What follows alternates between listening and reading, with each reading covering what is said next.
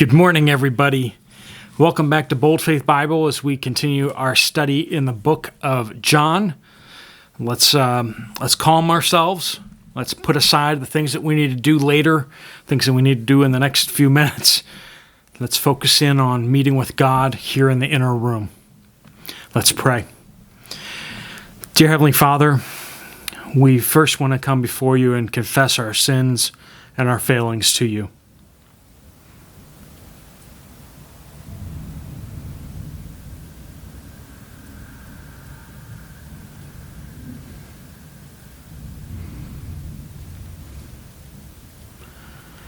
Lord, we pray that you open our eyes and our hearts to see what you have to teach us this morning. We pray that you open our lives so that we can obey those things in our lives, that you speak to us, that you give us the strength for that. And Lord, we pray that you come back quickly. We pray these things in Jesus' powerful name. All right, we are in John chapter 1, starting in verse 19. And we'll be going through verse 28. Hope you guys got your coffee, your Bibles, your journal, your notebook. As always, you can look in the description down below if you want to see the bullet points or the points of application that we'll be looking at this morning. You don't have to take all my application points. You can draft your own, but I'm trying to demonstrate to you kind of what I do and what is helpful. Verse 19. This is the testimony of John. When the Jews sent to him priests and Levites from Jerusalem to ask him, "Who are you?" And he confessed, and did not deny, but confessed, "I am not the Christ." And they asked him, Christ means like Messiah. He's the promised one to come. He's saying, I'm not him. Verse 21. They asked him, "What then? Are you Elijah?" There's a prophecy in the Old Testament that Elijah will return, right? And he said, "I am not." So he says, not that either. "Are you the prophet?" And he answered, "No." Remember, Moses says that another prophet like me will come and you should listen to him. And John says, "I'm not that guy either," prophesied. Verse 22. Then they said to him, "Who are you, so that we may give an answer to those who sent us? What do you say about yourself?" And he said, "I am a voice of one crying out in the wilderness, 'Make straight the way of the Lord,' as Isaiah the prophet said." Now they had been sent from the Pharisees. They asked him and said to him, "Why then are you baptizing if you are not the Christ, nor Elijah, nor the prophet?" John answered them, saying, "I baptize in water, but among you stands one whom you do not know. It is he who comes after me, the thong of whose sandal I am unworthy to untie." These things took place in Bethany beyond the Jordan, where John was baptizing. So we see this guy, John, that has been introduced to us before. He is the cousin of Jesus. He knows who Jesus is. He was the first one to react to Jesus. But now he's grown up, and he is out by the Jordan River, and people are coming to him as he preaches a gospel of repentance. He's calling out for people to repent and get right with God. So these Pharisees, who are like they're like the teachers in the synagogues in Israel. If you went into a synagogue, a Pharisee would be there to teach from the Bible, right? They were very adamant about training the local synagogue leaders, the rabbis and such. So many of the rabbis would be Pharisees, or they would be trained by Pharisees, because the Pharisees were very, very focused on local synagogues. We're also going to meet another group called the Sadducees, and they're going to be a different group, and they were very focused on political and very much around the temple focus. So when you get out into the villages, when you get out into the towns, it's mostly the Pharisees we're dealing with. So the Pharisees, who are very much, what does the law say? And very exacting and very trying to lead the people to obey everything that they can find in the Old Testament, they're the ones who send these guys to come ask him, who are you? What are you doing? And he confounds them because he very adamantly says, I am not the Christ. So that's our first application, first point here. John says he's not the Christ. He's not the Messiah. So he's not the Messiah, he's not Elijah, and he's not the prophet. So application, I would say, is I should understand my place in things. All right? What is your place in things? Are you somebody important and somebody great? If you say yes to that, I'm just going to shake my head, folks, because I have never, ever met a great Christian leader who ever thought of themselves as great, okay? So if you think you're great, I would say it suggests that you are indeed not. What you need to do is you need to be a learner, and you need to identify yourself as Paul does, as a servant of Christ. That's where I am. I feel so honored and privileged to be a servant of Jesus Christ. If there's anything I can do for you guys, I will try to do so.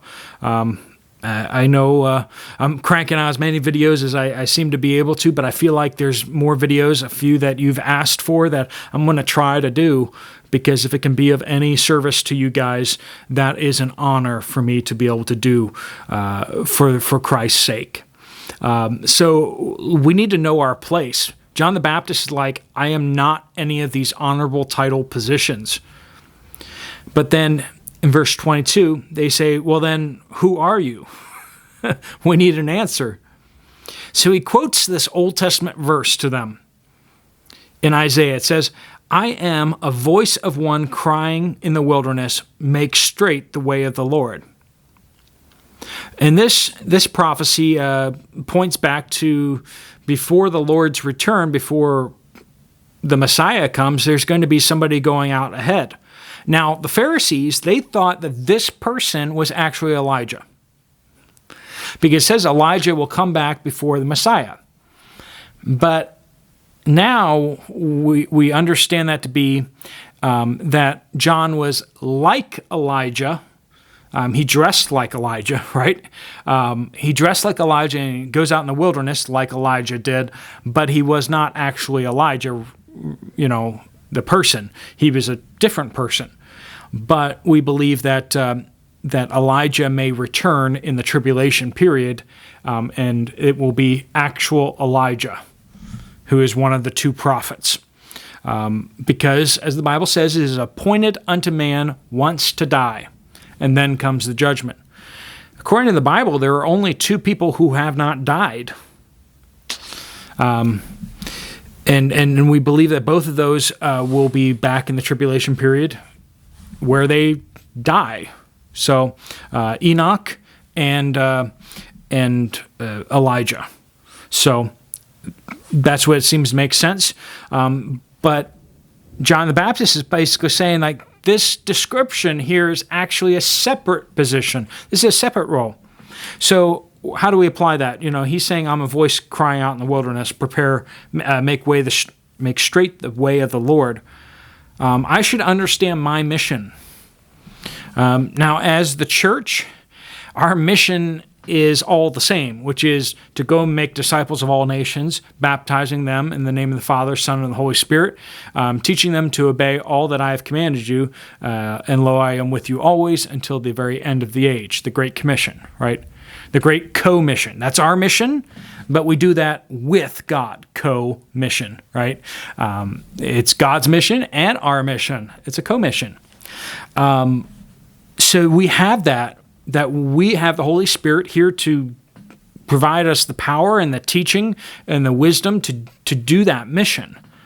That's our role. That's our place. Now, we may have a specific calling, a specific place, about 2 years ago, I felt a specific calling to be on YouTube. And I was there like, that's crazy. What are you talking about, God? And here I am, and God has already been using me in many crazy ways on YouTube, and I just feel like this is where I'm supposed to be. Now, I wouldn't take that to the bank, right?